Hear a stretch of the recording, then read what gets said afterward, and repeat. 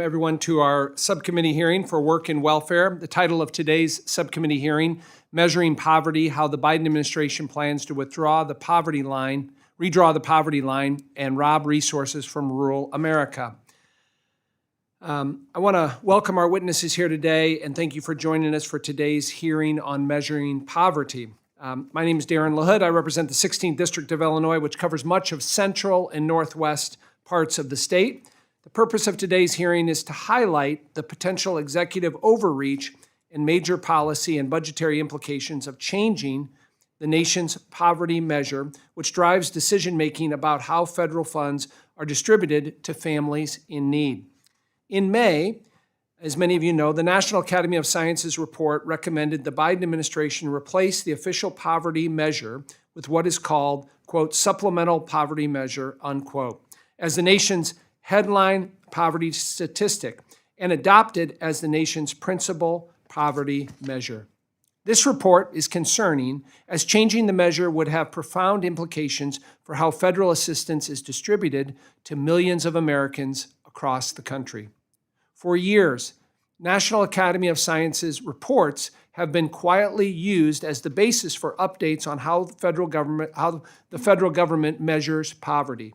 For example, two reports in 1995 and 2005 called for the creation of the supplemental poverty measure, which was later published for the first time in 2010 under the Obama administration. Numerous federal benefit programs tie eligibility to the official poverty measure, and federal dollars are often distributed to states based on the number of families in poverty to target dollars where is the highest need. Some of the programs tied to the current official poverty measure include Medicaid, SNAP, Head Start, Social Services Block Grant, and the National School Lunch Program. In addition, the Biden administration recently proposed tying TANF funds to the official poverty measure. Because of the structure of the supplemental poverty measure, elevating it would dramatically alter the poverty line, ultimately increasing spending on means-tested programs. Only looking at two programs, Medicaid and SNAP, the American Enterprise Institute estimated government spending could rise by more than $124 billion over the next decade if the supplemental poverty measure was adopted. It would also result in the redistribution of funds from low cost of living in rural states, low cost of living in rural states to high cost of living in states. For example, California would see their poverty rate increase by nearly 6%, while Mississippi would see their poverty rate drop by nearly 4%. Alarmingly, President Biden, through the Office of Management and Budget, has sole authority to act on the National Academy of Science recommendation and change the official measure without congressional approval. This would not be unprecedented. Earlier this year, the Biden administration acted unilaterally to update USDA Thrifty Food Plan, abandoning a 45-year cost neutrality policy, and hiked food stamp benefits by 27%. The CBO, or the Congressional Budget Office, estimated that the change will cost $250 billion over the next decade alone. It is Congress's responsibility to set the poverty line and ensure government benefits are delivered fairly and equitably to those who need them most, not the administration or unelected bureaucrats. In particular, our rural communities depend on the resources and programs Congress provides to deliver necessary services and fight poverty on the ground. Redirecting resources away from rural communities would have a devastating effect. I look forward to hearing from our witnesses today on the history of how the United States set the official poverty measure, problems associated with the supplemental poverty measure, and how the Biden administration could fundamentally change program eligibility and the allocation of federal resources with the stroke of a pen. This issue deserves our immediate attention to ensure Congress is responsible for defining poverty and delivering resources to our citizens who need it most. Again, I want to thank our witnesses today and our guests for being here, and I look forward to your testimony. With that, I'm pleased to recognize the gentleman from Illinois, the ranking member, Mr. Davis. Thank you, Mr. Chairman, for calling this very important hearing. And I want to thank all of the witnesses for coming. Mr. Chairman, I believe that child poverty is a moral emergency. It is inexcusable that children in the wealthiest nation in the world are growing up in poverty. Poverty exacts tremendous suffering from our youngest citizens, causing massive gaps in cognitive learning, increasing risk of hunger and homelessness, and raising the likelihood of lower lifetime earnings and poverty as an adult.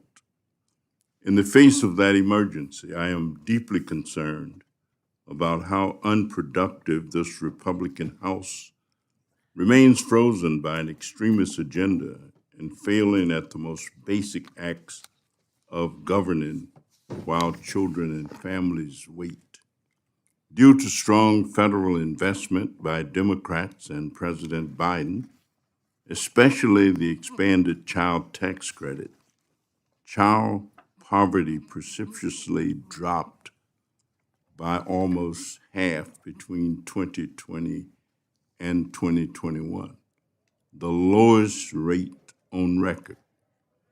In the chairs in my home state of Illinois, child poverty dropped by 51% in 2021. This record drop in child poverty reached the Black, brown, and rural children who are disproportionately likely to be poor. Approximately 122,000 children in my district received monthly payments from the child tax credit, and that helped to buy food, pay rent, keep the heat on, keep the lights on, and provide the stability needed to grow up healthy and strong. The John Burden Advocates for Youth found that the foster youth in their tax clinics received an average child tax credit of $3,161 to help their young families. Alarmingly, just 1 year after the Republican-led expiration of these poverty-lowering investments in workers and families, the child poverty rate more than doubled, causing the biggest one-year increase in poverty we've ever seen. It pains me that over 1/4 of the children in my congressional district are poor. The progress we made in 2021 shows that we can slash child poverty when we have the political will to do so.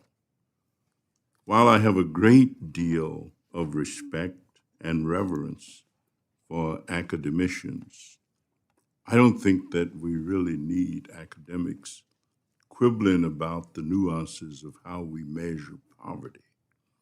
The doubling of child poverty in our country in 1 year is a 5-alarm fire. Academics arguing about how to measure that fire leaves children suffering and weakens our nation. The focus on the minutiae of poverty measurement ignores the wide array of other indicators of the hardships that families experience: food insecurity, hunger, housing instability, homelessness, debt, or having the heat turned off. This subcommittee should be taking action to eliminate child poverty, not attacking struggling parents.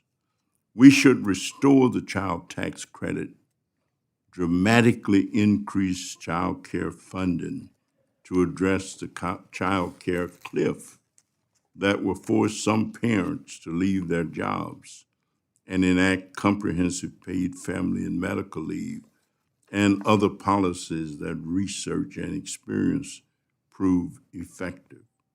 After this conversation today, I hope we can work together to end child poverty. I realize that the House Republicans must resolve the dysfunction within their caucus before we can act. This inability to govern has prevented us from doing our work for 3 weeks. despite an urgent need to keep our government operating, address the child care cliff, and stand by our allies. It is shameful, quite frankly, that this Congress is not taking strong, immediate action to end poverty using policies proven to work. Every day we delay action, poverty poisons the future for millions of our children and for our nation. So, Mr. Chairman, Democrats stand ready. I stand ready to set an aggressive child poverty reduction target and hold ourselves accountable to restore income supports, to strengthen families, and cut child poverty. Again, I thank you for calling this hearing, and I thank all of our witnesses for coming, and I yield back the balance of my time. Thank you, Mr. Davis. We'll now go to introductions of our witnesses. We have 5 really terrific witnesses today. Again, thank you for being here today. I'll introduce them from left to right. We have Dr. Kevin Koreneth, who is the Senior Fellow and Deputy Director of the Center on Opportunity and Social Mobility at the American Enterprise Institute. We next have Professor Doug Besheroff, who is a professor at the University of Maryland School of Public Policy. We will then turn to Dr. Meyer, Dr. Bruce Meyer, who is the McCormick Foundation Professor of Public Policy at the University of Chicago. We next have Mr. David Hansen. He is the Director of Educational Opportunities and Investments for Perry County, Ohio, Job and Family Services. And lastly, Elaine Maag, who is the Senior Fellow at the Urban Brookings Tax Policy Center. We will now begin with you, Dr. Koreneth, for your testimony. You're recognized for 5 minutes. Chairman LaHood, Ranking Member Davis, and subcommittee members, thank you for the opportunity to testify about poverty measurement this afternoon. How we measure poverty matters. It informs societal progress in improving the lives of poor Americans and helps target government assistance to families in need. These objectives are threatened by the elevation of the Supplemental Poverty Measure, or SPM. Making the SPM the official poverty measure would make it harder to assess whether poor families are made better off each year and make government programs less effective at targeting the neediest Americans. From the perspective of accurately measuring poverty, the SPM does one thing correct. It corrects the failure of the official poverty measure to count the bulk of assistance provided to the poor, such as the Earned Income Tax Credit, food stamps, and housing assistance. However, the SPM goes wrong in how it sets poverty thresholds, that is, the dollar amount below which families are considered poor. The SPM breaks with decades of precedent under the official poverty measure, which simply asked whether the poor are becoming better off over time. The SPM takes a radically different approach by transforming poverty into a measure of inequality, asking whether the poor outperform the middle class. Under the SPM, helping middle-class families better afford housing or purchase more groceries can perversely lead to an increase in poverty, even if poor people themselves are made better off at the same time. Another problem with the SPM is how needlessly complicated the thresholds are. In fact, there are over 46,000 different thresholds under the SPM for a single year. In reality, the poverty line is a simple value judgment about how much is enough to no longer be in poverty.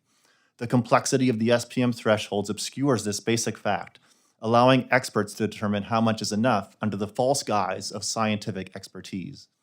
A final problem with the SPM is that it sets lower poverty thresholds in places where families spend less on housing. This makes poverty appear less prevalent in places like West Virginia and Mississippi, in spite of research that finds poor people in these and other low-income states are worse off than poor people in high-income states like California and New York. These problems should raise concerns about recent actions by the Census Bureau to elevate the SPM, which is now published alongside the official poverty measure and no longer clearly delineated as a research measure. A recent National Academy of Sciences report goes even further, recommending that the SPM be elevated to the nation's headline poverty statistic. This alarming recommendation provides scientific cover for the Office of Management and Budget, or OMB, to unilaterally declare the SPM the official poverty measure with no input from Congress whatsoever. Making the SPM the official poverty measure would have profound effects on government programs.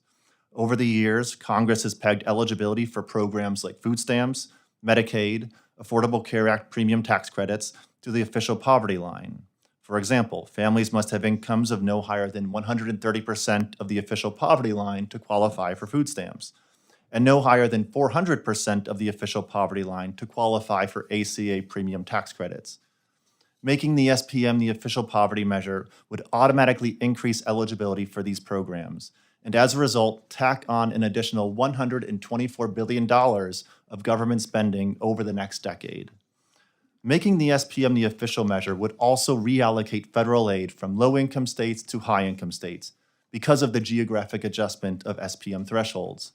Families in states like West Virginia and Mississippi could be disqualified from means-tested benefits despite having similar incomes to families who maintain eligibility in states like California and New York. In addition, federal aid tied to poverty rates in an area, such as Title I education grants, the Community Development Block Grant, and the New Markets Tax Credit, would be reallocated from low-income states to high-income states. Decisions about who should qualify for government programs and how aid should be allocated across states do not belong with the Census Bureau. Injecting political decision-making into our independent statistical agencies would threaten their well-deserved reputation for producing accurate, transparent, and apolitical statistics. Congress should protect its authority over government programs, defend our statistical agencies from involvement in political decisions, and promote accurate and transparent poverty statistics. It can do so by preempting OMB from manipulating the official poverty measure. Congress could then take on the task of improving the measure itself, focusing on accounting for taxes and in-kind transfers while maintaining simple and transparent thresholds. This would protect congressional authority over major government programs and improve our ability to measure success in improving the lives of poor Americans. Thank you, and I look forward to your questions. Thank you, Doctor. We'll now recognize Professor Bersharoff for 5 minutes. You are now recognized. Thank you very much, Chairman LaHood and Ranking Member Davis, and also the members of the subcommittee. It's a pleasure to be here. I teach at the University of Maryland. I teach poverty alleviation, and I teach program evaluation, so I feel home. And in 2004 to 2007, I chaired a commission that had people from the left and the right thinking about working on poverty measures. So I come at this with a little bit of experience, but some chagrin. Let me explain. Everybody thinks we should be counting the almost $300 billion in benefits that low-income Americans get. There's agreement about that. And with all due respect to my conservative friends, after they say, let's count it, we don't really have a good answer for what that will do to our thinking about poverty. Because if you use the official poverty measure and you dump $300 billion of aid into it, poverty all but disappears under the official poverty measure. So that can't be the way we want to go. And my liberal friends say, okay, let's put in these $300 billion of benefits, but then let's raise the thresholds. And what they did was they raised the thresholds higher than the official poverty line, in effect, raising the amount of poverty in the country and increasing, if this is implemented in eligibility requirements, increasing the amount of spending that goes to people labeled poor. Now, I'm particularly looking at the Democratic members of this subcommittee because I don't think this is a partisan issue when it comes to the definition. There are winners and losers in this definition. And Mr. Davis, with all due respect, you didn't use pointy-headed, but I will say I'm a pointy-headed academic. Let me tell you what these measures, as you all know, determine the flow of funds, including Title I to your districts. So I will just tell you what they do to your constituents, okay? Elder poverty goes up. Child poverty goes down. Hispanic poverty goes up. Asian poverty goes up. Black poverty does not change. Now, when you go to thinking about this, when it's time to write this legislation, I am sure you will worry about that mixture. And I think take this hearing and the conversation here, not as, well, there's just one way to do it, but just realize that this is the flow of money to your constituents. And so you can say, we're minutiae today, but when it comes to what happens here, though there are some groups in your districts that will gain and lose. And so I think it behooves you to look at those provisions and say, isn't there a way to do this better? Why is elder poverty going up and child poverty going down? You all, Mr. Davis, in your introduction, you talked about child poverty. I agree with you, but this measure does just the opposite, Okay, what's to do about this? And I apologize for being sort of informal about this. This measure is unbelievably complicated and is minutiae in ways that I can't even remember. I need a crib sheet to know what it does. But here's what I also know. The Congress, when it sets eligibility for these programs, when it says 135% of poverty or 185% of poverty, or for Medicaid up to 400%, it has in mind the number underneath that percent. It's not thinking about just $28,000 or $55,000. I'm not just twice the poverty line. It's thinking about those dollar amounts. So I've thought about this a lot. The solution is going to be messy, and I believe you all should consider locking in the benefit levels in your districts before they change this so that your districts gain or lose money.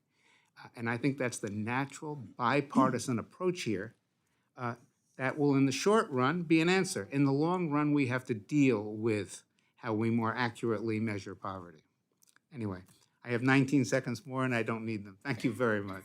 Thank you, Professor. Now recognize Dr. Meyer for you deliver your opening remarks. 5 minutes. Thank you.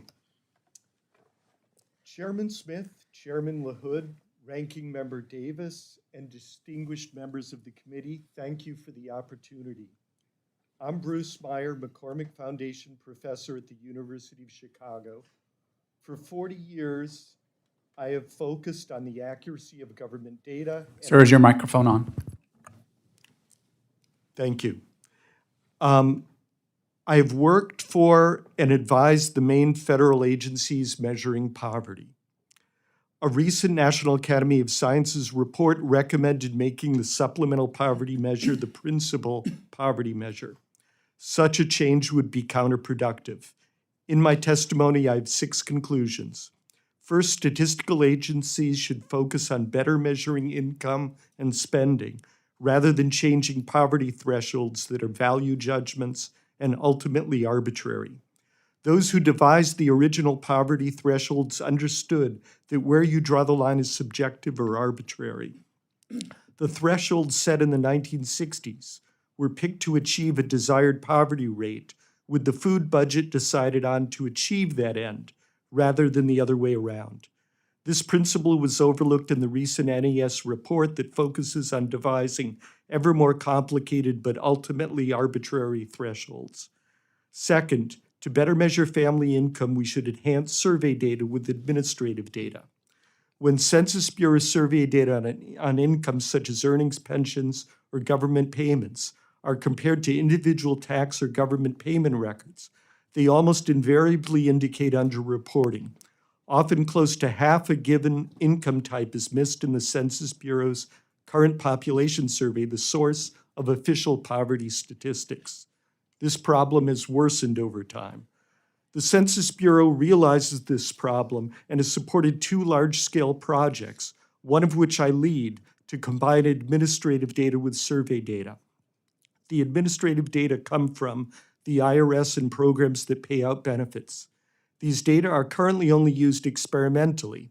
Additional data sharing agreements across agencies and federal legislation are needed. When administrative data are substituted for erroneous survey data where possible, poverty is almost halved.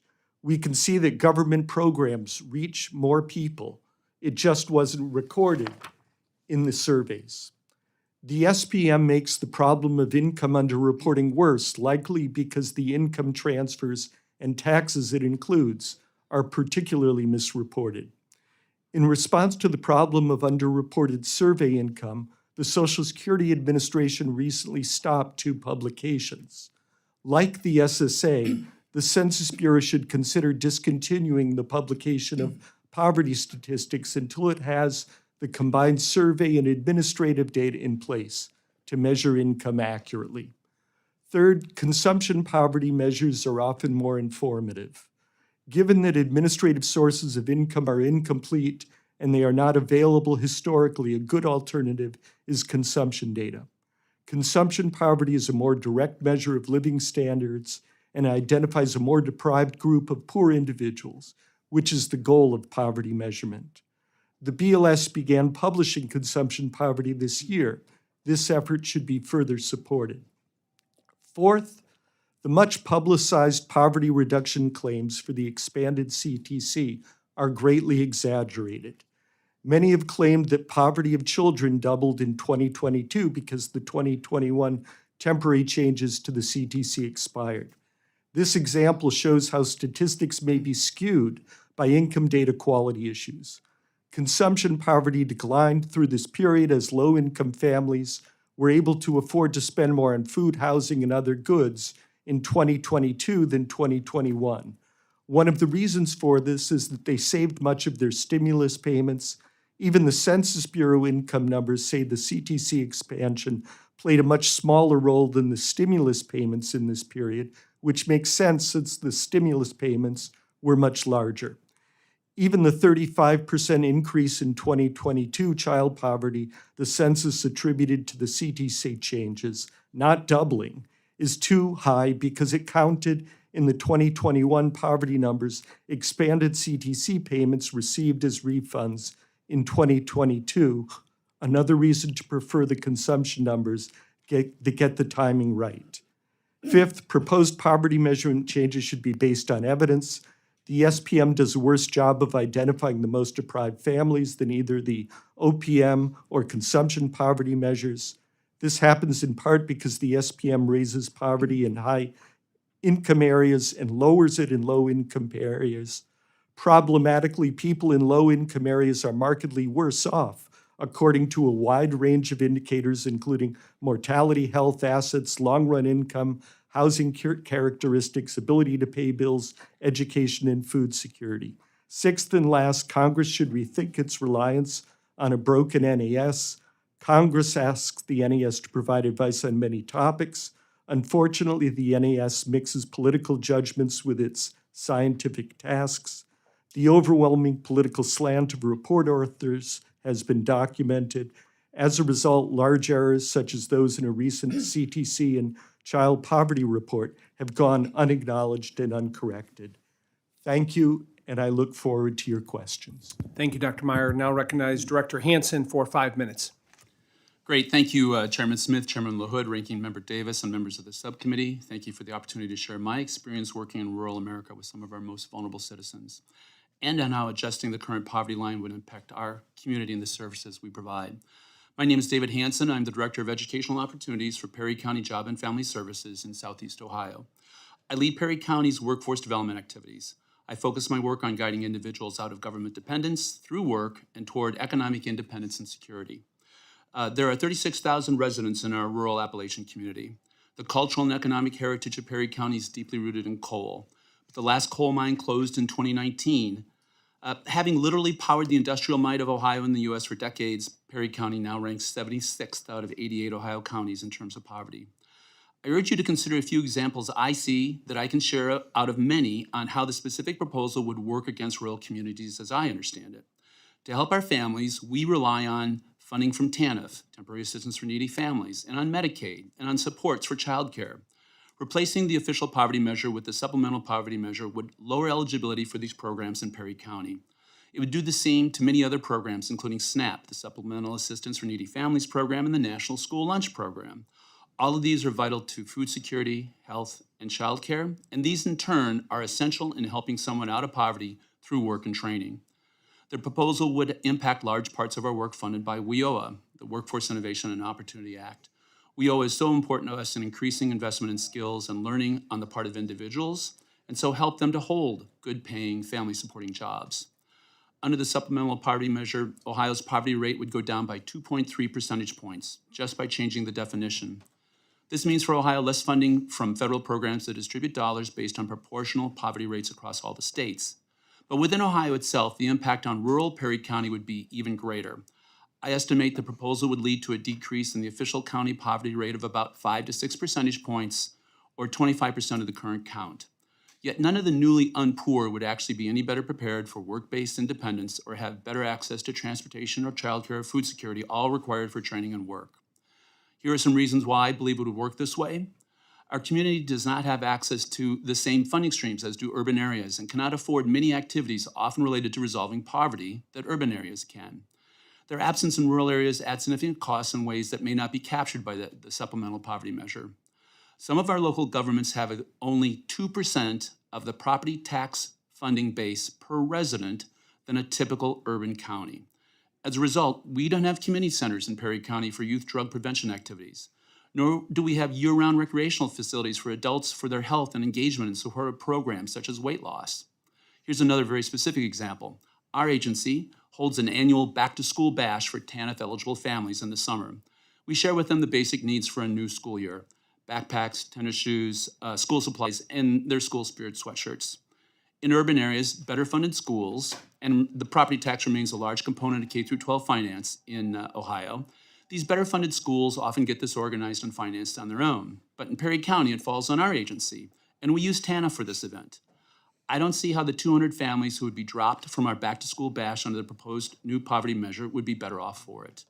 The SPM would not capture the added back-to-school costs that would be borne by residents in Perry County when it wouldn't typically fall on disadvantaged families in better-funded suburban and urban districts. We and other rural communities can't afford the workforce-oriented public transit systems that urban areas have. Nearly 80% of our W-2 workforce leaves for jobs in urban counties entirely without public transit options at a cost not accounted for. Nor can we afford many small programs with really big impact on those in poverty. Rural Ohio typically lacks zoning and land banks. These two programs can really improve the lower end of a community's housing market.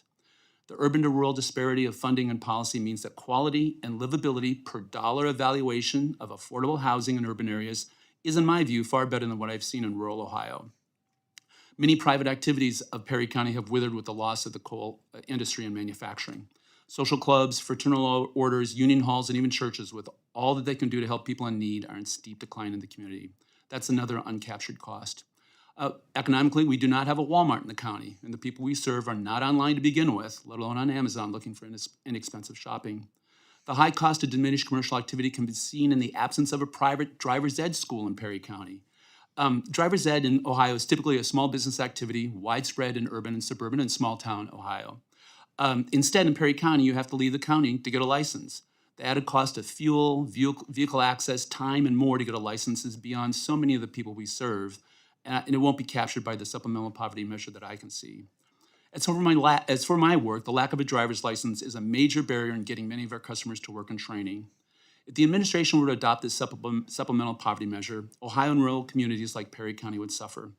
There are value judgments to be made about the quality of life in rural America and in fairness and equity between rural and urban communities. For these value judgments, Congress should have responsibility for making the decisions. Chairman LaHood, Chairman Smith, and members of the committee, thank you for the opportunity to testify today, and I look forward to your questions.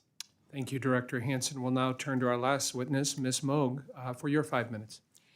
Chairman Smith, Chairman LaHood, Ranking Member Davis, and members of the subcommittee, it is an honor to share insights on recent policies that have reduced poverty.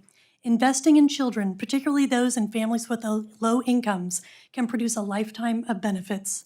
I am a senior fellow in the Urban Institute Brookings Institution Tax Policy Center and a co-director of the Innovations in Cash Assistance for Children initiative. The views expressed in this testimony are my own and should not be attributed to the Urban Institute, its trustees, or its funders. For children to thrive, they need to have basic needs met. Yet 12.4% of children were living below the poverty line in 2022, a tremendous jump from the 5.2% of children living in poverty in 2021. The jump in child poverty was largely driven not by changes in economics or demographics. It was a policy choice. During 2021, the federal government adopted a robust set of economic supports that dramatically decreased poverty, including an expansion of the child tax credit. When the expansion expired, the resulting increase in child poverty was unprecedented. Never before had so much progress been made to reduce poverty, only to have it evaporate after a single year. Absent the expansion, about 19 million children in the lowest income families are unable to receive the full credit because their parents don't earn enough. Children left out of the full credit are disproportionately Black and Hispanic. Children living in rural America are more likely to be left out than urban children. Besides substantially reducing child poverty, the expanded child tax credit also reduced hardship, and it fostered parental investments in their children. The most substantial federal investments in children are refundable tax credits, including the child tax credit and the earned income tax credit. But the credits are not as effective as they could be. Research suggests that the earned income tax credit reduces income inequality between Black and white households in the 25th and 50th income percentiles, but does little at the 10th income percentile. The child tax credit delivers a benefit to about 90% of families with children. The benefits from the credit are not equal. On average, middle and high-income families with children receive more from the child tax credit than those with low incomes. This upside-down investment is costly. Researchers estimate that child poverty costs the U.S. between $500 billion and $1.03 trillion annually. Children experiencing poverty tend to earn less and pay less in taxes as adults, and they are more likely to require public supports later in life. Growing up in poverty is correlated with a host of negative outcomes: reduced cognitive development, starting school less prepared to succeed, and experience reduced academic achievement and skill development. They are less likely to graduate from high school or college and have lower paying and less stable jobs later in life. Long-term, on average, they face substantially reduced earnings and poor health outcomes, likely related to inadequate access to medical care. Policy choices can and did disrupt this cycle. When the child tax credit was expanded and reduced child poverty to never before recorded lows. Early effects of the expanded child tax credit have been well documented by numerous researchers at many institutions, and the evidence continues to mount. As noted, the child tax credit played a substantial role in reducing child poverty. Researchers also documented a 25% decline in food insufficiency among low-income Black, Hispanic, and white children. During the time of the advanced child tax credit payments, families reported not only having enough to eat, but they were more likely to report eating healthier, balanced meals relative to those who did not receive the payments. The expanded child tax credit corresponded with reductions in financial hardships. Families who received the payments reported declines in credit card debt and a reduced reliance on high-cost financial services, payday loans, pawn shops, selling plasma. Among recipients of Supplemental Nutrition Assistance Program benefits, researchers found families were more likely to be able to pay utility bills. In New York City, child tax credit recipients were less likely to report they ran out of money before the end of the month. Parents invested in their children's futures, purchasing tutoring services and extracurricular activities. This was especially true among Black and Hispanic and other non-white households. In some cases, families reported using the money to save for college, a pathway to improved economic opportunity. The expanded child credit allowed families to better meet the needs of their children. The credit reduced food insecurity, fostered economic security, and allowed parents to invest in their children. Research shows that investing in children can lead to a lifetime of benefits for both the children and society. The expansion was ultimately a limited experiment in the power of policies to lift up even very low-income children. Thank you for your testimony. Before we go to questions and answers, I do want to recognize our full committee chairman, Chairman Jason Smith, for 5 minutes. Thank you, Chairman LaHood, Ranking Member Davis, and thank all the witnesses for being here and taking time out of your busy schedule. Today's hearing is on the surface about an issue that otherwise might draw very little attention with average day Americans, but a discussion over how the government chooses to define one of various metrics it uses to allocate resources is not likely to reach the front pages of America's newspapers. And yet, as this hearing will show today, this issue will have a profound impact on millions of Americans and the communities, particularly rural communities where they live and work. As my colleagues are aware, numerous social services and child welfare programs base their eligibility requirements on what's known as the official poverty measure that the Census Bureau produces annually. Federal resources are then targeted towards states and communities with higher instances of poverty. But now the Biden administration is considering unilaterally discarding that standard and using a new metric that will result in an estimated $124 billion in new welfare spending over the next decade. But even more concerning is that this change will divert resources away from America's rural communities. Under the supplemental poverty measure that the administration is considering using to redraw the poverty line, in a high cost of living state like California, the poverty line for a family of 4 would be as high as $47,000 and as low as $32,300 in the state of Alabama. That means families in rural states and communities have to be poorer than families in places like California in order to access SNAP and Medicaid benefits. This is about robbing resources from rural America and rewarding coastal elites, all under the cloak of a recommendation from a National Academy panel that is overwhelmingly liberal. Instead of focusing limiting funds on politically charged research, we should focus our attention on support that helps families in poverty gain the employment skills they need to lift themselves out of poverty.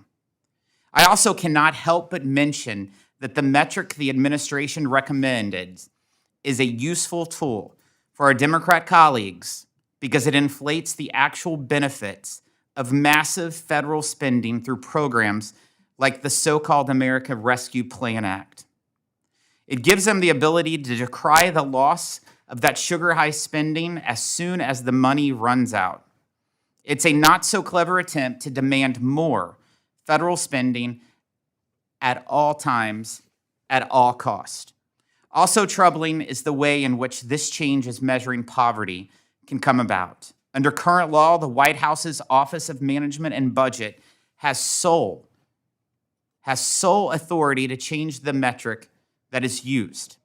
In other words, an executive agency can make a dramatic change in how federal tax dollars are spent, impacting millions of our fellow citizens without an ounce of input from Congress.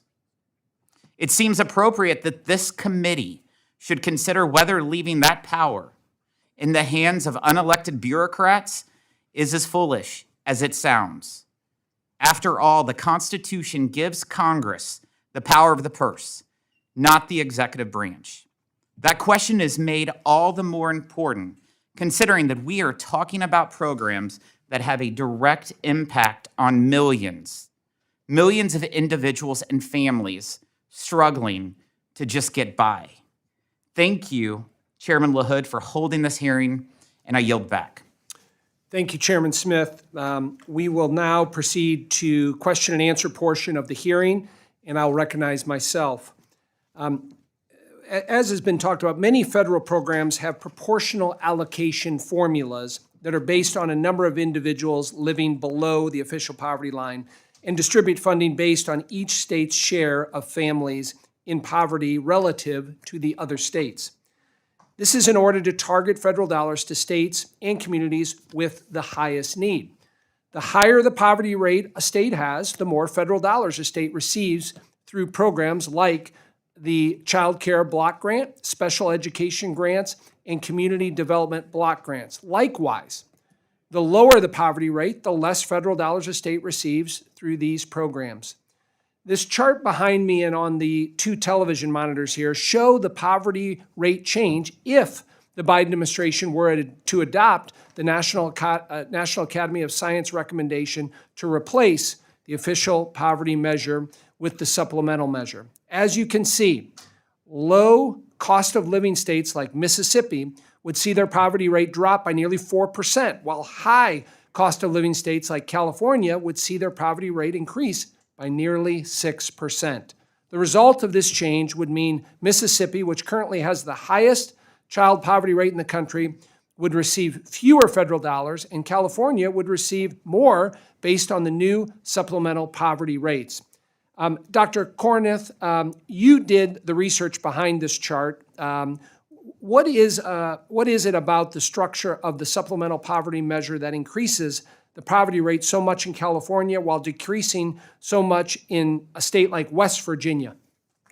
Thank you for the question. So the supplemental poverty measure adjusts thresholds based on how much people spend on housing. So if people spend more on housing in places like California and New York, as they do, that means that the poverty threshold will be higher in those areas.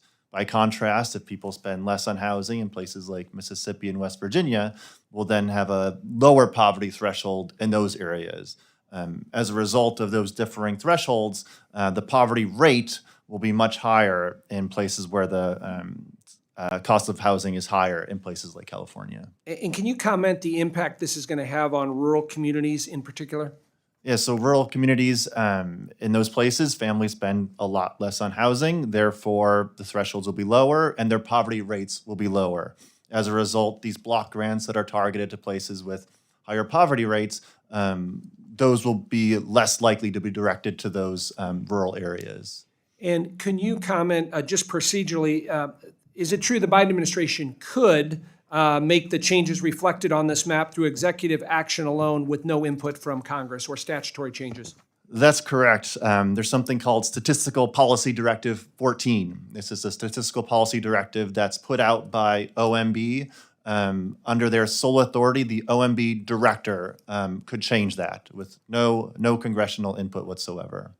Thank you for that. I'm now going to turn to Dr. Meyer. Dr. Meyer, in 2021, Democrats dismantled the child tax credit, making work less valuable than a government check, unfortunately. Media outlets have made bold claims about the reduction in child poverty associated with expansion during COVID. Republicans doubled the child tax credit in the Tax Cuts and Jobs Act, but I have serious concerns about delinking the credit from work, especially when we have a worker shortage right now. I understand that you have published some research that showed extending the Democrats' child tax credit would cause 1.5 million workers to exit the workforce. Can you talk about that, Dr. Meyer? Thank you, Representative LaHood. I'm happy to talk about it. We had a consensus in the past that tax credits should redistribute income and encourage work at the same time. That was the idea behind the Earned Income Tax Credit and the original child tax credit.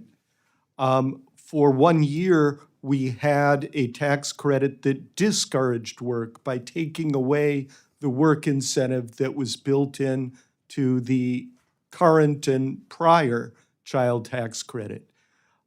Eliminating that work incentive, we estimated, based on the relationship between tax rates and employment that we'd seen in the past, that more than 1 million parents would leave the workforce if this child tax credit that is available regardless of whether you work were made permanent. We learned back in the case of welfare reform that giving money unconditionally to families can reduce work. When we changed welfare to be pro-work in the 90s, there was bipartisan consensus to do that.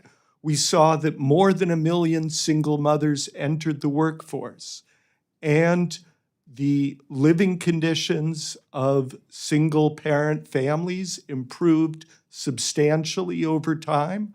We saw that even at the very bottom of the distribution, living conditions, spending on food, clothing, housing, and other goods increased quite appreciably, especially for those at the very bottom, after we reformed welfare to be pro-work rather than in the direction that the expanded child tax credit, which eliminated the requirement that people have earnings. And Dr. Meyer, as an academic and a researcher who I know has spent a lot of time looking at various ways to measure poverty in your work, do you think the National Academy of Sciences process is working correctly? And what can be done to make the committee more balanced? Well, there's a basic problem that the people that are generally appointed to these committees are quite skewed politically. My colleague at the American Enterprise Institute, Scott Winship, has documented that rarely, almost never will you see someone who's centrist or conservative on one of these panels. And that has a real problem because there isn't the back and forth, there isn't the checking of what they do that would be desirable. I've pointed out that there was a major error in the report on child poverty issued a couple years ago, in that they counted the economic incentives and factored them in when it favored the policies that members of the committee wanted to argue, and then they ignored those same types of incentives when for a different policy, it made it look worse. And I don't think that kind of thing would happen if you had a more centrist, balanced membership on these panels. These panels also take on tasks that are more political than scientific, and that just isn't what the National Academy of Sciences should work on. Thank you, Dr. Meyer, for that. That concludes my questions. I'll now turn to Mr. Davis, the ranking member, for his questions.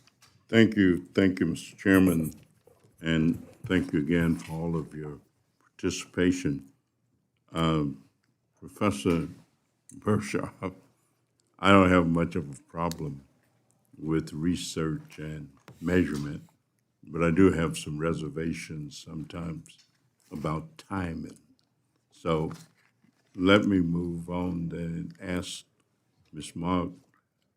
For years, structural racism have led to much higher rates of child poverty among children of color, especially Black children. And some of our past declines in poverty excluded children of color. What effect did the enhanced child tax credit that Democrats enacted in the American Rescue Plan Act have on poverty among Black children? We saw dramatic declines in poverty among Black and Hispanic children when the child tax credit was made fully refundable.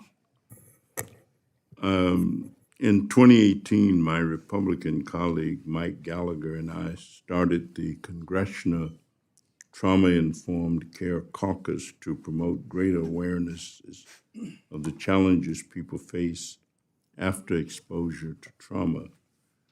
We know that poverty is a cause of trauma for children. What kind of harm do they suffer when we fail to enact policies to fight poverty, including the lasting consequences when we don't act? Poverty is harmful to children at all ages. It results in reduced gray matter development early in life, less prepared to attend school, less likely to graduate from high school, less likely to get a stable, well-paying job later on. There's excellent recent research that shows that it's not just that a single year in poverty is bad, but it becomes additive. So the more time a child spends in poverty, the worse the effects. So the more effective approaches to dealing with trauma and how it impacts, would that be a beneficial activity for us to put more emphasis on to help reduce poverty? Absolutely. Families need to be able to plan their budgets over the course of their children's lifetime so they can adequately save. It's important to keep programs in place and not pull the rug out from under families. What other policies do you think might be helpful? There's substantial work that can be done on childcare, where we could make sure that children have safe places to spend the time during the day. We can improve transportation. We could improve access to SNAP benefits in that National Academies report. They sort of looked at several avenues, and certainly increasing benefits, particularly in the summer or for families with teens, were two ways that you can cut against poverty. So the more comprehensive our approaches are, the more likely we are to see positive results. Absolutely. The programs end up being self-reinforcing. So if you put income into someone's life, they're more likely to get health care. If you give them health insurance, they're more likely to get health care. And so everything can work together to elevate the child and make sure we're not missing important aspects of development along the way. Thank you. Thank you very much, and I yield back. Thank you, Mr. Davis. Recognize Dr. Winstrup of Ohio. Thank you, Mr. Chairman. Thank you for holding this hearing today. I think it's very important. I appreciate our witnesses being here today. I want to welcome Mr. Hansen from my home state of Ohio. But I'm glad we're having this important hearing to discuss concerning the impact National Academy of Science report that recommended the Biden administration replace the nation's official poverty measure with supplemental poverty measure. How poverty is measured sets the eligibility for many important federal programs. But I'm finding it hard to understand why we should take federal dollars away from states with rural populations and lower cost of living to bail out states like California, who continue to implement policies that artificially raise the cost of things like housing and energy. So we're rewarding unaffordable, expensive housing rather than working to provide affordable housing, which I think is the answer to a lot of our ills. You know, let's face it, in America today, and when it comes to poverty issues, which I'm very passionate about, we have one party that has policies that are pro-dependence and decreased opportunities for people to come out of poverty, but to hold them there, and another that is pro-independence with increased opportunities. Mr. Hansen, your testimony, I appreciate you touch on the unique challenges that rural Appalachian communities in Ohio have, or they're facing when it comes to the impact of switching to SPL. I mentioned earlier that many programs rely on the poverty threshold to determine eligibility, one of them, which is TANF. As you mentioned, in Ohio, TANF and WIOA can be braided together and targeted for career development. In other words, opportunities for independence for youth ages 14 through 24. Programs like this are vital to ensuring that federal and state programs are focused on lifting people out of poverty and into the workforce and into an independent lifestyle. You remind me of one of the caseworkers from my district, Julie Wise, who you may know in Highland County, who says that success for her would be for her job not to be needed anymore. That's how she defines success as she tries to help people and lift them out of poverty. Can you just touch on how this switch that they're talking about would impact that program specifically and some of the downstream effects that might occur? Yeah, thank you, Representative. So this program, the acronym in Ohio is the CCMEP, which braids together TANF and WIOA. It's geared to 14 to 24-year-olds at a particularly vulnerable period in trying to get people into the workforce and to give them the skill ladder that we use is just basic life skills. Can they respond to an alarm? Can they get to a job? Then comes what I call essential skills. Those are kind of the skills that keep you in your job. Do you know how to deal with a boss? Are you able to work in teams?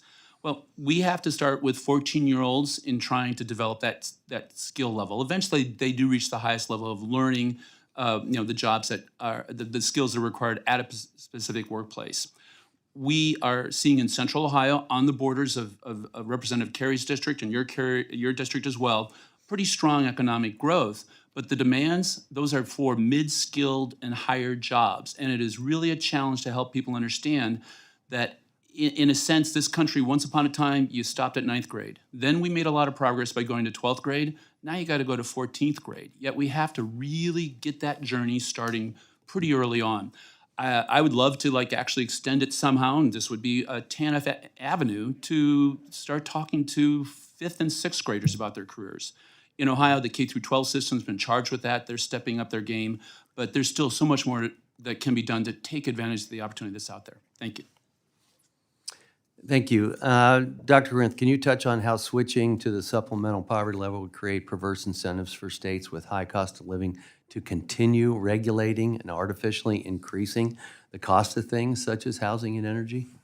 Sure. Thank you, Dr. Wenstra, for the question. The biggest driver of the housing inaffordability crisis are excessive regulations on building housing. If you can't add more housing supply, then the price of housing goes up. This switch to the supplemental poverty measure would incentivize those regulations because now a state like California or say Los Angeles or San Francisco would be rewarded for excessive regulations that drive up housing costs because that's going to increase their poverty threshold and therefore lead to more federal aid going to their state. Thank you, Dr. Winstrup. We'll now apply the 2-to-1 questioning rule. We'll turn to Mr. Carey of Ohio. I want to thank you, Chairman LaHood, and the panel witnesses for coming in to discuss this urgent matter. It is good to see my dear friend, David Hansen, here from the Buckeye State. We've known each other for probably close to 20 years now. And I do have it on firm authority from his wife that I can treat you as a hostile witness. So, it is critical that we ensure that the administration does not redefine the federal poverty line, which would result in rural Americans losing valuable federal dollars. I want to just go to a couple questions because I want you to expand upon it. And I missed your testimony, I read your testimony, but Perry County was one of those counties in Ohio that was kind of went through many different phases. It started with pottery and then went into coal. And so now they're right on the verge of kind of where the new Intel plant is and just the county right next to it. So, Mr. Hansen, many are advocating for increasing monetary aid and removing work incentives for lower income individuals and families. In your opinion, what would be the effect in your community and your work of trying to help individuals re-enter the workforce if work requirements and incentives were removed from federal aid? Thank you for the question, Representative. I just think it would just be setting us backwards. We have to help people to, what I say, expand their circles of experience, to understand that there's this really pretty fabulous 21st century economy out there. If you're in Perry County and your uncle worked in coal, you don't understand that it's got a different set of challenges now for you to thrive. I believe that people are really up to those challenges, but helping people to understand, and these are small rural communities that are fairly isolated. They don't understand what the opportunities are. They're not like us reading the newspapers and saying, oh my gosh, this is a fabulous landing that's happening in the state. The Intel plant, so the traditional coal mining world, solid workers, and I knew the 200 that were laid off from Buckingham, which is the last mine that was closed in Perry County. Any manufacturer would love to have them because they understood safety. Yet it was just such a different world because they really didn't have any certification. Nothing could be transferred because they worked within the mine. They knew how to use large, heavy equipment, but they'd still have to go back to a 6-month journey to get a heavy equipment license for anywhere else. Well, Intel is going to be offering 3,000 manufacturing jobs, and I talked to Perry County people about that. It's not coding in a basement. It's what you would like to do otherwise. And if you know Perry County, it's like a lot of rural America. It's open, it's outdoors, you live on 15 acres at least, you know how to fix a tractor and all that kind of stuff. This is something that they would like to have once they understand it. But you need the incentives, you need all kinds of things. The incentives complement what we do with outreach. When we try to hire social workers now, they have to be engaging. They have to be willing to look people in the eye. They have to be able to be friendly. They have to be willing to sit out in a parking lot of a Dollar General and say, hey, can I talk to you about what we can do for you? So you can see that we're trying all that we can. And, if the eligibility is decreased, that just means, the people that we're talking about who would kind of be the 200 that I mentioned in my testimony, they're not made any better off by that change at all. And to that, David, the other thing that people don't seem to understand is when you You said those 200 people that were laid off from the Buckingham mine, and I knew many of them personally myself. For every one coal mining job in a county, there are 4 spinoff jobs. So while you may have had 200 people that were affected, that number obviously goes up to 800 people that were affected in Perry County. Real quickly, because I'm going to run out of time, do you feel that this is the best strategy to uplift people from poverty and break the generational grip of economic insecurity by having these work incentives? Yeah, absolutely. Absolutely do. All right, Mr. Chairman, I yield back. Thank you, Mr. Carey. Recognize Ms. Chu of California.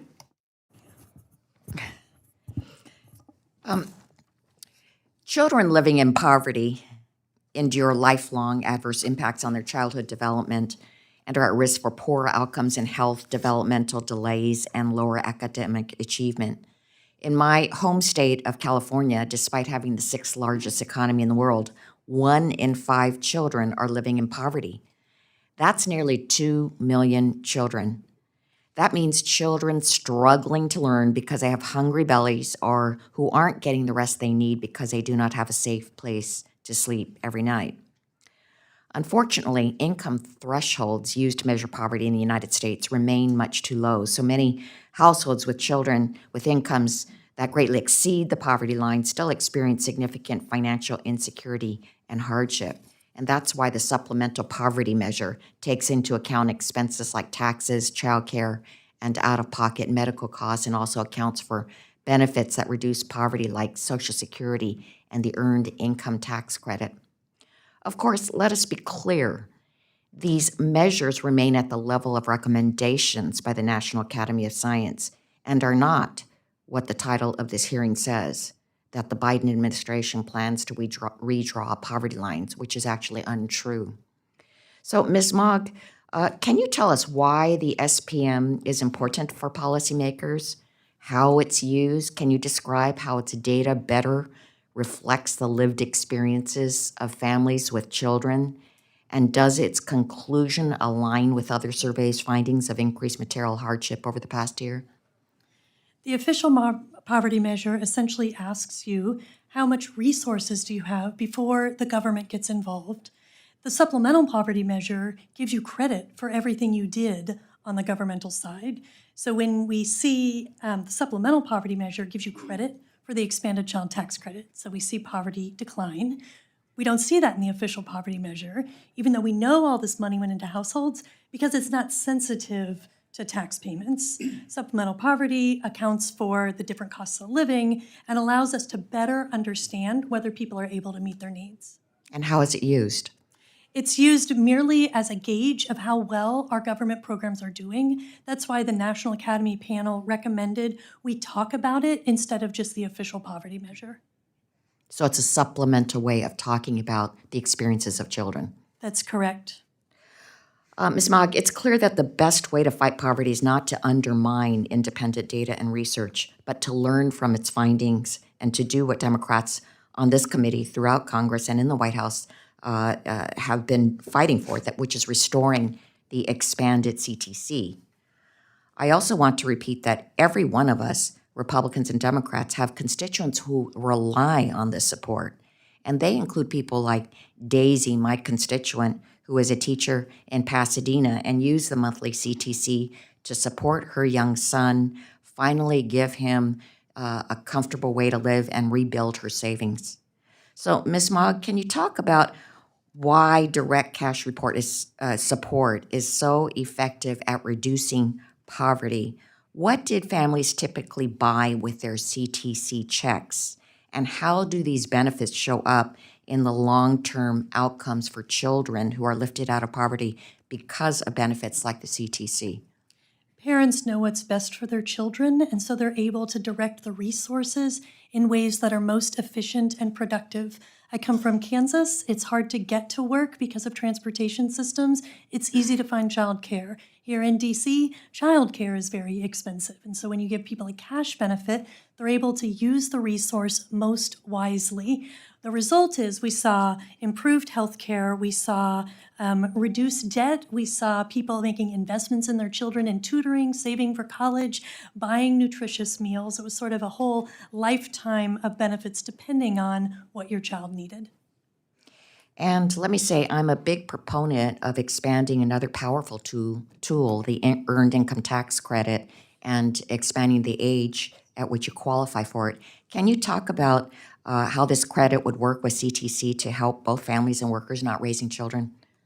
Yeah, the CTC, of course, is concentrated in households with children. The Earned Income Tax Credit has a very small component for workers without qualifying children. By expanding that, you essentially pick up a lot of low-wage workers. It's particularly powerful in rural communities as well as in Black and Hispanic households. Thank you. I yield back.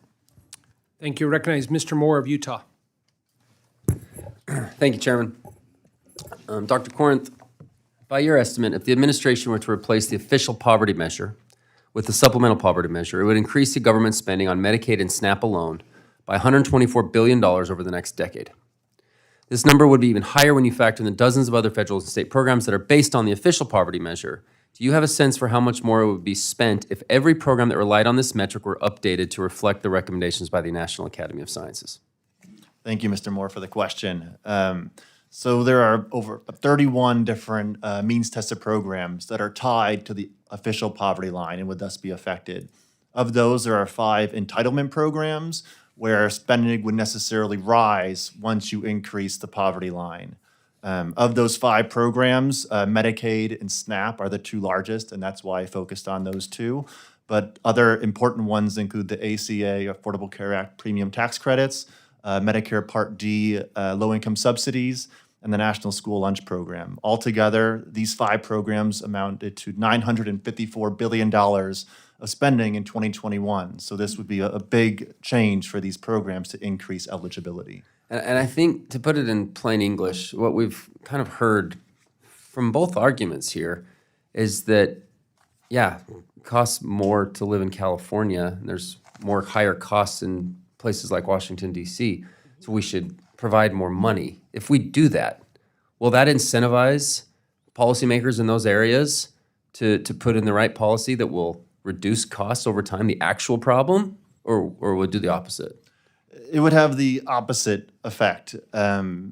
These regulations that drive up things like housing costs or the costs of childcare are really the primary cause for why you have more spending on things like housing and childcare. If you incentivize states to increase costs in order to get more allocations for federal grants, that would be a step in the wrong direction. We should follow the increasingly bipartisan consensus that we need to take on the supply side, reduce regulations so we can build more housing and make more people able to afford basic needs. Thank you. Professor Basharov, in your testimony, you discussed some of the background, how the official poverty measure was created.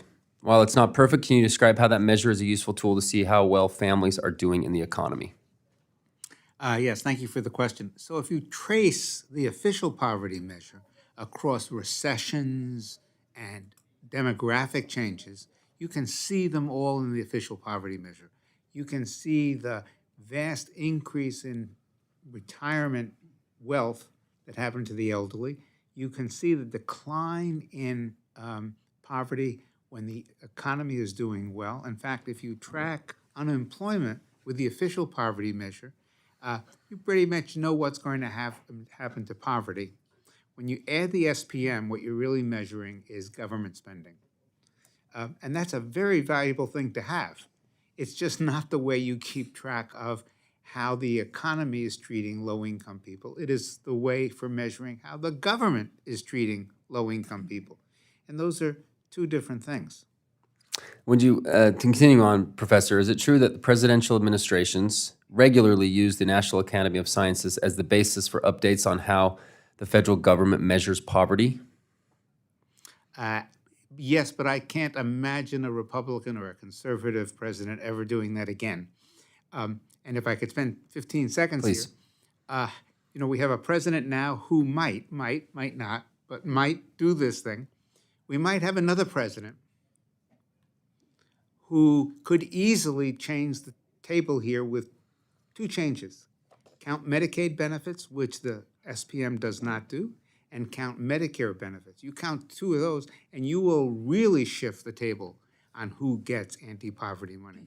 And so the message here, sir, is this is not just about Republicans versus Democrats. This is about Congress asserting the power of the purse to protect its prerogatives. Thank you. I just want to underscore the point that we're approaching a $2 trillion deficit. We've seen that enormous amount of monetary supply, government spending directly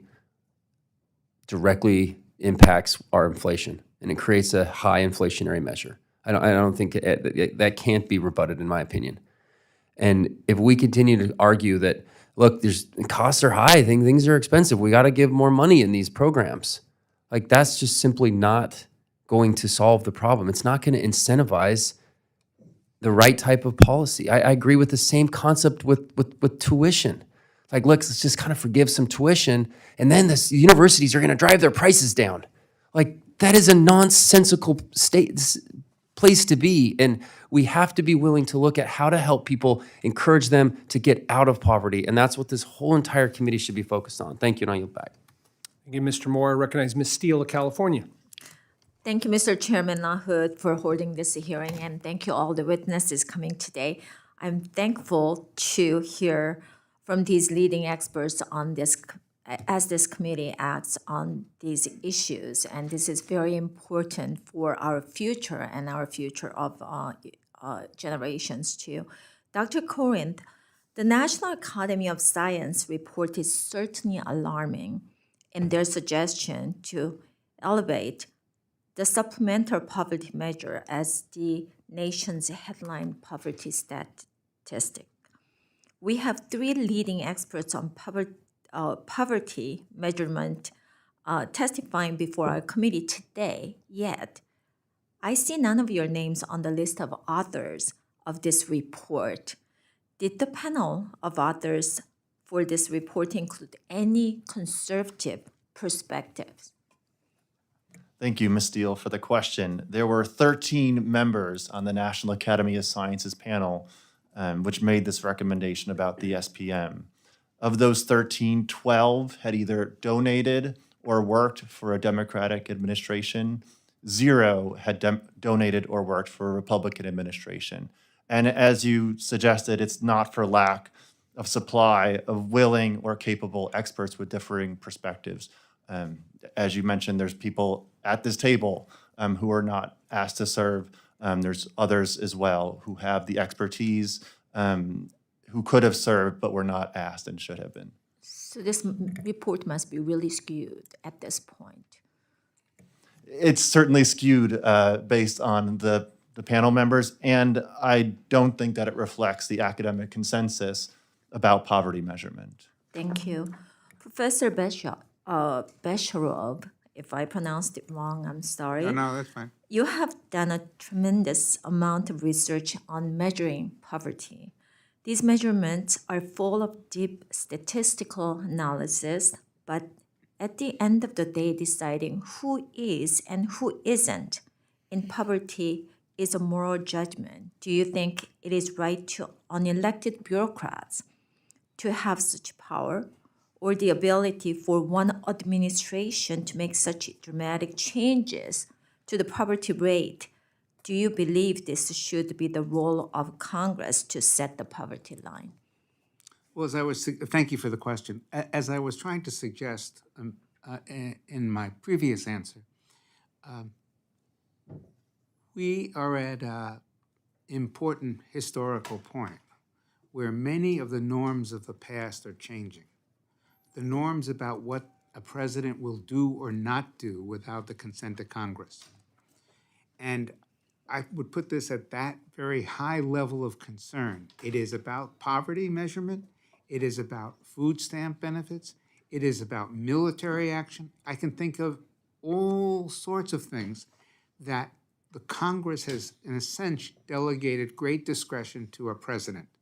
And the Congress has done that because in the past, the presidents have had guardrails. And I see that changing. I see that changing about social policy. I see it changing about international policy. And in terms of the poverty line, I'm really worried that it gets politicized in both directions. It's one thing to say, well, let's just see if low-income families can get a little bit more money here.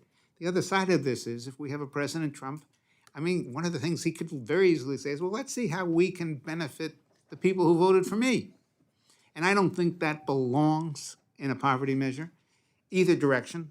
And I think the only protection for that is a Congress, because even the minority in the Congress can prevent that. So it's important that we constrain the power of the executive, whoever that is.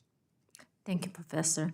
Dr. Meyer, you have done a lot of research on the supplemental poverty measure.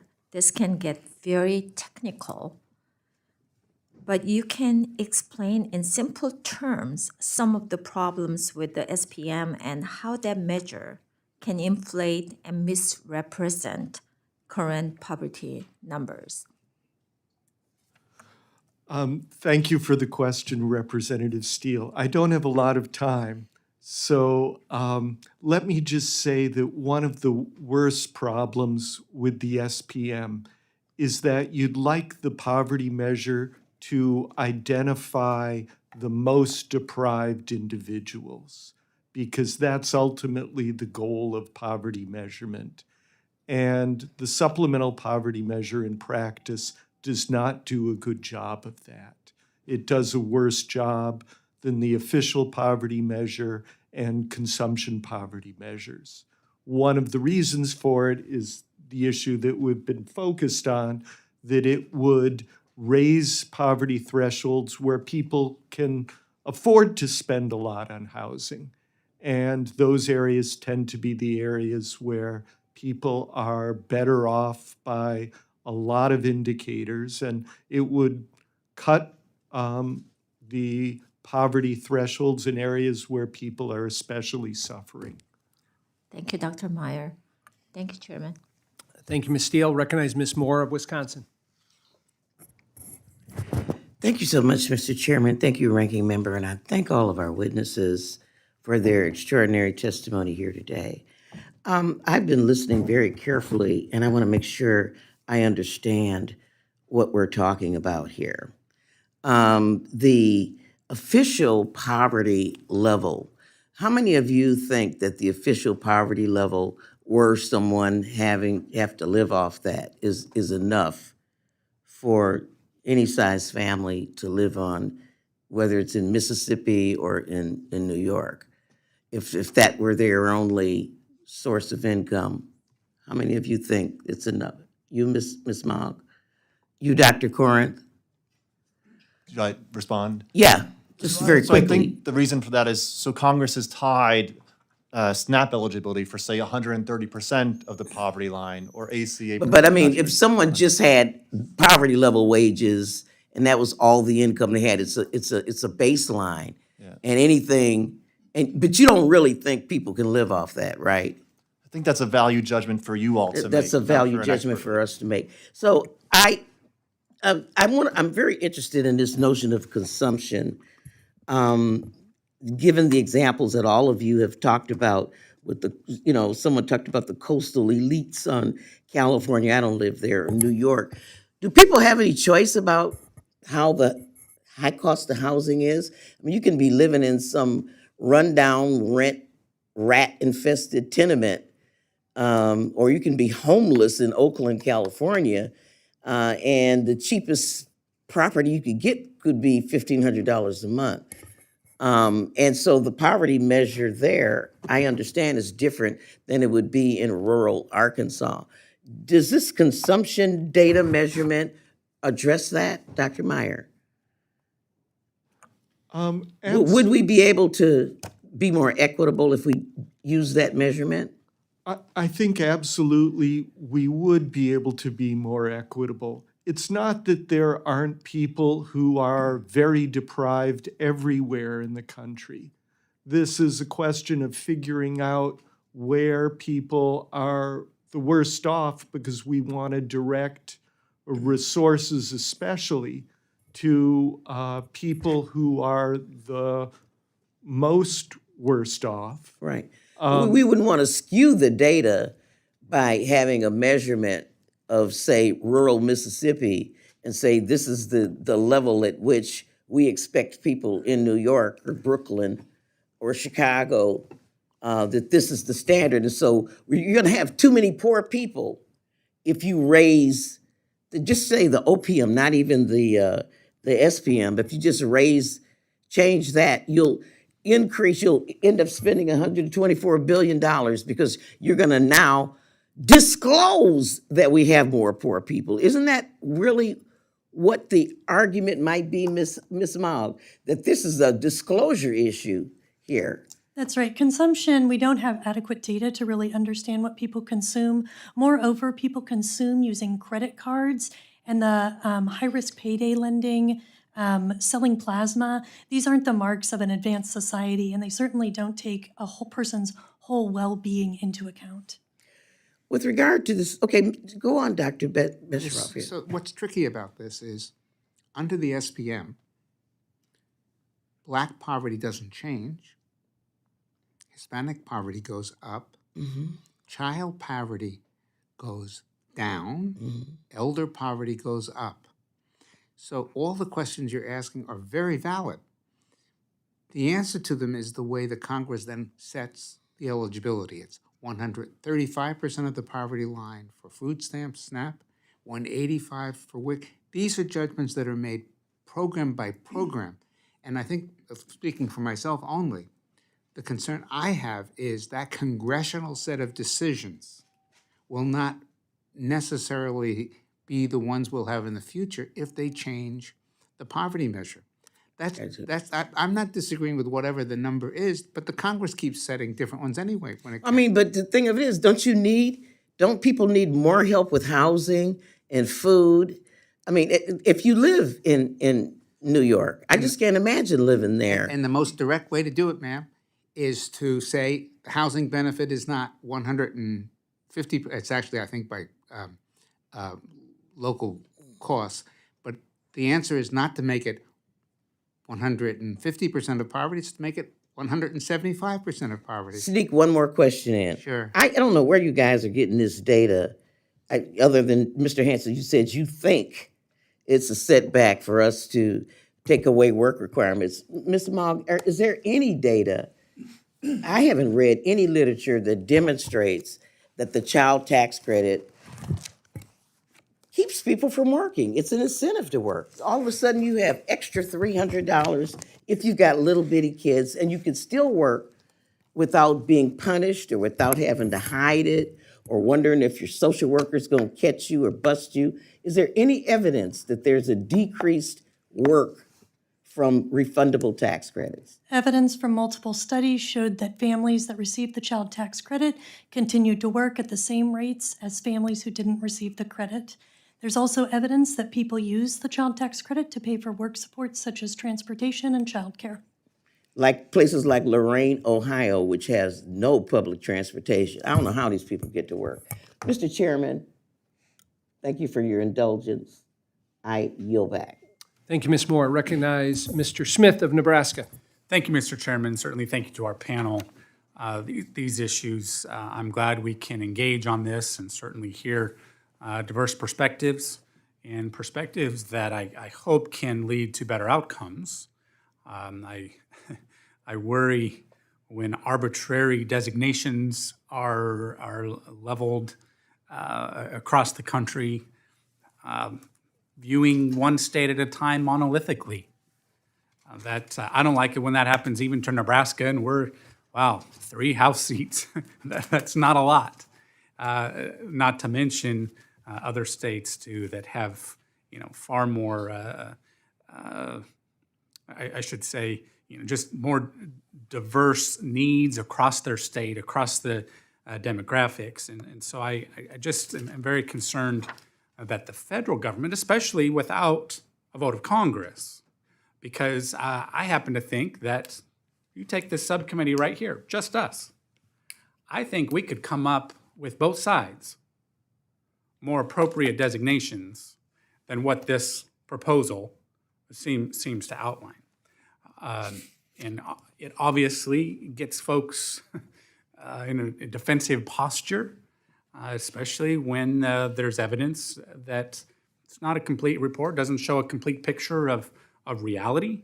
And so I would hope that we could exercise the legislative prerogative that we should have on this and work together for a solution. But Dr. Corinth, I'd like to discuss further some of the work you've done projecting what the proposed changes would be for various states.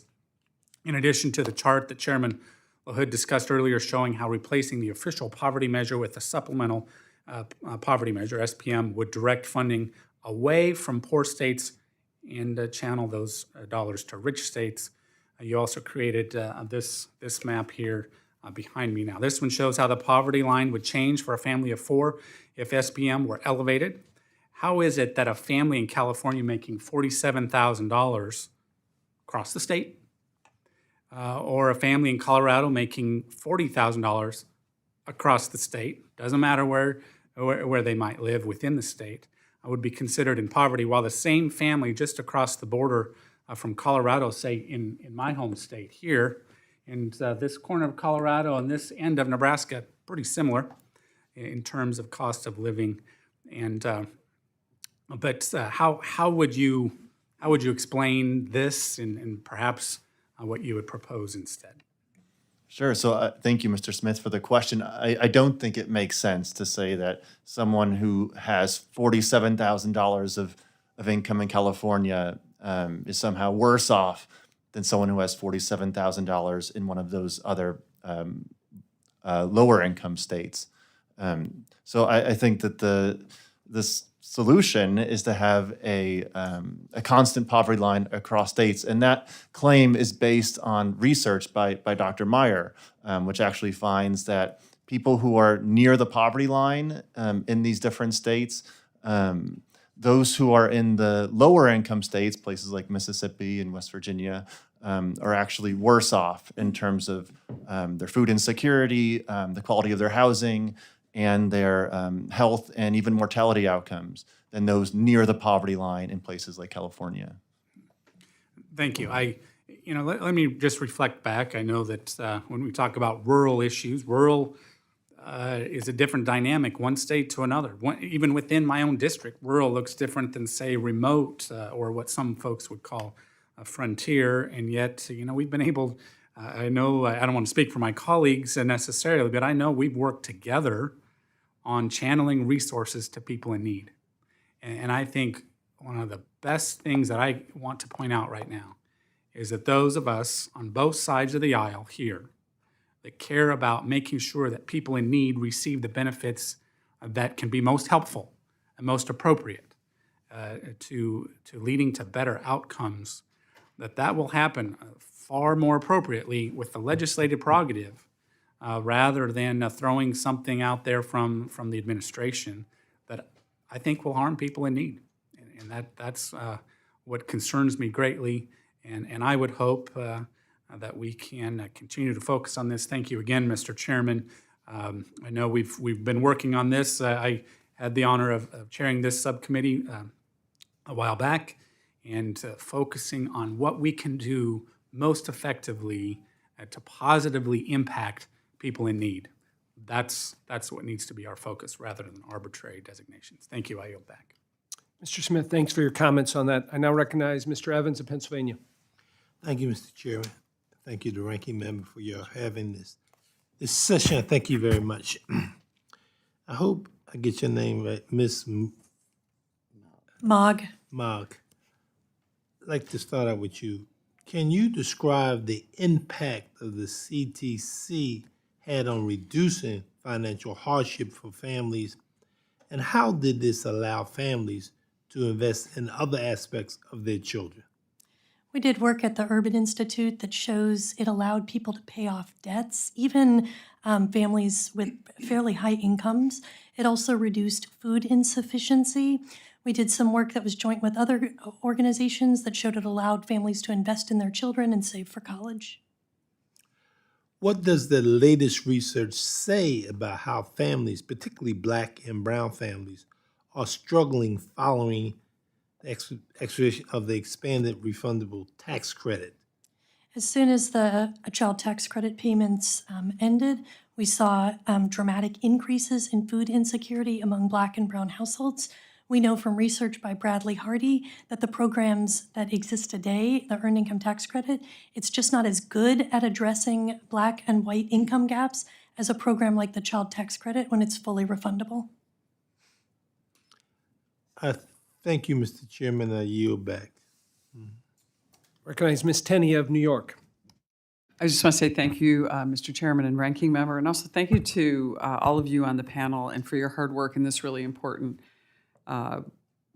area. And I think that we're handling in Congress. And I appreciate some of the comments addressing the many people. I'm from New York State, and I live in one of the more rural areas, way upstate. So everyone thinks that we're all New York City. Well, we're not. We have issues with transportation upstate. We have issues with childcare, all those things. And my concern, and I just want to allude a little bit about what Mr. Smith said, is if the National Academy of Science project, I'm going to actually ask Dr. Meyer this question because you alluded to it earlier. What could you describe it? I know this is not an easy question. Some of the failings and how the National Academy of Science has reported on this poverty measurement that we're talking about with this chart on dealing with the supplemental poverty measure versus dealing with the official poverty line, and how it'll impact states like New York, where we have this huge difference between New York City and upstate New York.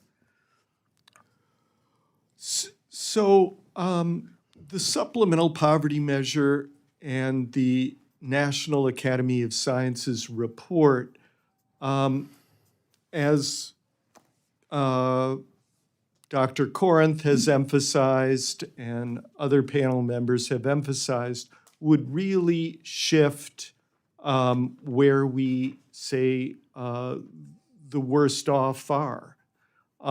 Because it relies on what people are able to spend on housing in different areas, even though one of the ways that people can end up spending more on housing is they're just better off. They have more resources. That it uses that to figure out where we should direct resources. And kind of perversely, well, more than kind of. Perversely? It directs more resources to where people have lower mortality, better health, are able to spend more on food, have higher housing quality, have higher education, have more assets, have more long-term income if you look at their income over many years, have more appliances. Basically, in our research, we looked at everything that we could get our hands on. Well, let me ask a quick thing, just because we have among the highest Medicaid rates per capita in the entire nation, by far. Yes. No one's even close, not even California. I think Alaska maybe because of the difficulty in navigating the terrain there. I mean, what's the impact? That must have a huge impact when you're talking about the SPM, or the Supplemental Poverty Measure. Well, it turns out that Medicaid doesn't even enter the supplemental poverty measure. It probably should. Because the rate is so high, though, in terms of determining the poverty rate. So how would wouldn't that exacerbate the issue that we have? Sure, it would make it harder for, if it were then used to determine eligibility, it would make it harder for people in rural New York to get on the Medicaid program, because it would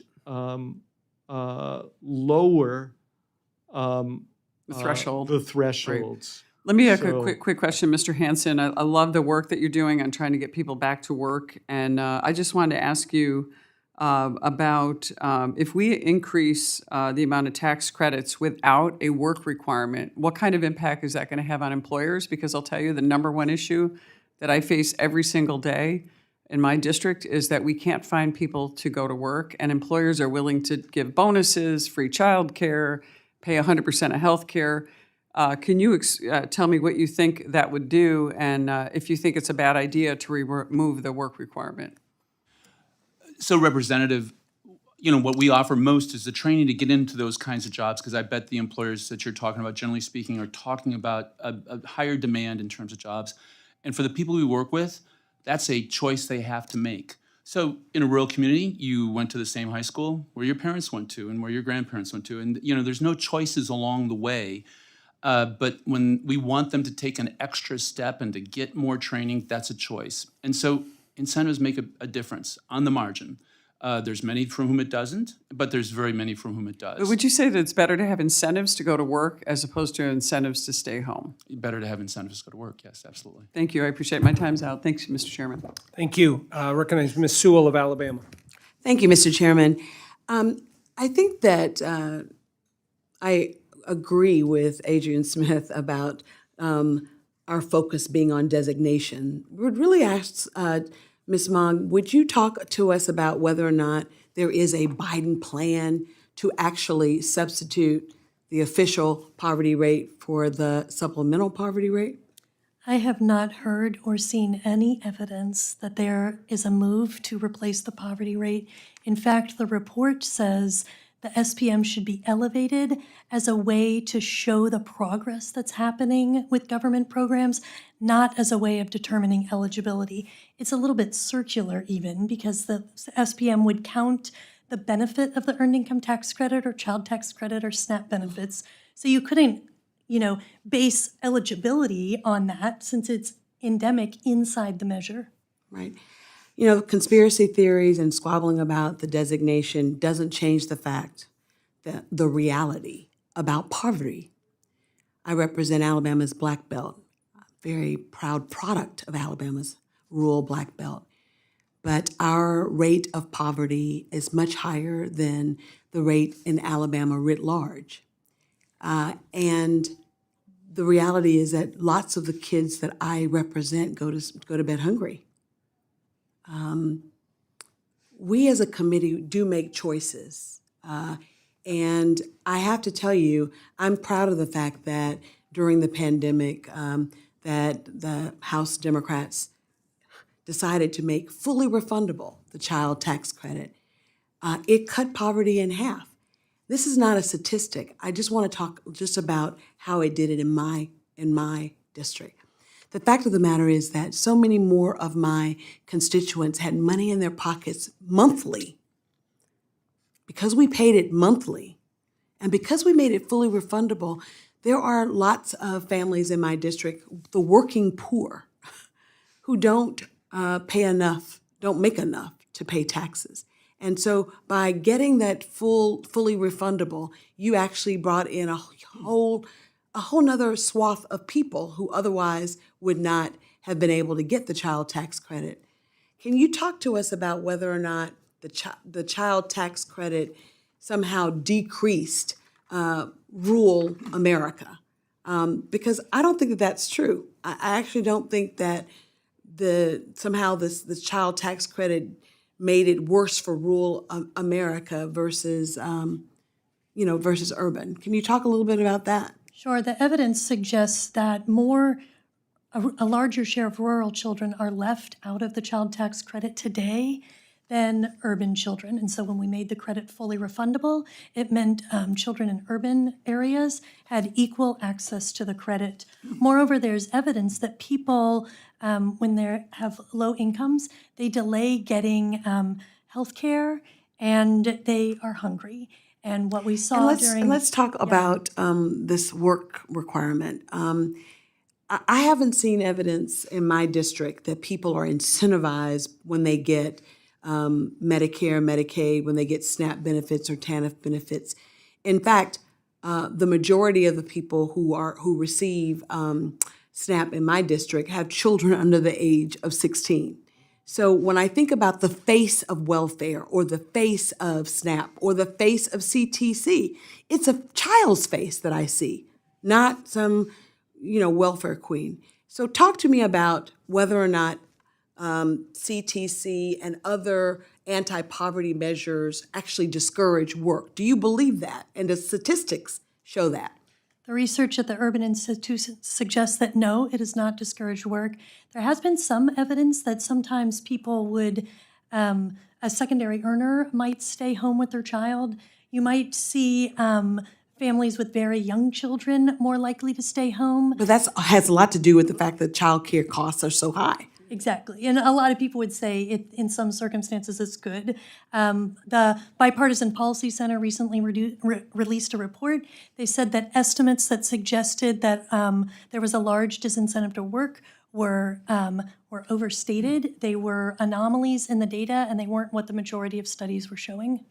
I think that, Mr. Chairman, before I yield back, I just want to say that instead of focusing on designations that may or may not come, I really would hope that this committee would try to find some solutions to deal with the reality of poverty that is in America. The greatest country in the world should not have as many children who are poor and in poverty, and people who are in poverty. And I'd like to work on better incentives to create skilled labor and provide people an opportunity here. People don't want a hand. I can only speak for my district, but people in my district, the vast majority, they don't want a handout, they want a hand up. And this committee can provide that. Thank you. I yield back the balance of my time. Thank you, Ms. Sewell. Your comments are well taken, and look forward to working with you on that. Recognize Mr. Meyer from Virginia. Thank you, Mr. Chairman, very much, and thank all of you for being here. I'm, again, with you, Mr. Chairman, and my friend, Ms. Sewell. I'm very impressed that everyone here cares about this deeply, and that it affects every one of our districts. Even, I have one of the wealthiest districts in the country, Northern Virginia, and yet there are huge pockets of poverty. You know, the schools in Mason District, 90% of those kids are Title I. And I am a little confused about the hearing, but it turns out the Biden administration is not actually planning to apply the supplemental poverty measure.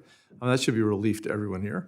And on this notion of the incentive to go to work, the incentive to stay home, I was privileged to have my mom stay home and raise the 6 kids. I do think that the child tax credit, by definition, goes to parents, mostly mothers, and those people who would drop out of the workforce to stay home and take care of their kids. I think we have to recognize that there is a balance there between the enormous advantages to having a mother stay home raising her children versus a mom that's rolling in at 6:30 at night exhausted, and the kids are latchkey kids, et cetera, et cetera. And we, as we push for work requirements, I think we miss out on the challenge of having one-parent families, no-parent families, families where the parents aren't around at all. Ms. Maag, you mentioned the cost of child poverty between $500 billion and $1 trillion, largely due to lost productivity. And there are several key programs which we talked about. One I want to focus on particularly is SNAP, because we're redoing the 5-year agriculture bill.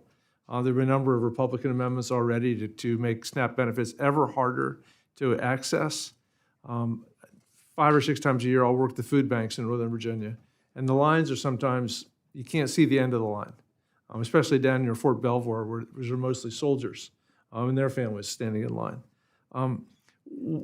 How important is it for us to look at things like SNAP as part of the overall addressing poverty in a meaningful way?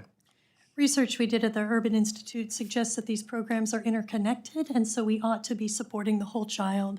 Analysis showed that if we gave better access to SNAP, maybe increasing teen benefits, increasing per child benefit in the summer, and increasing overall allotment can substantially reduce poverty. Yeah. And let me also I'm not sure who to ask this question to, but Ms. Maag, let me just stick with you.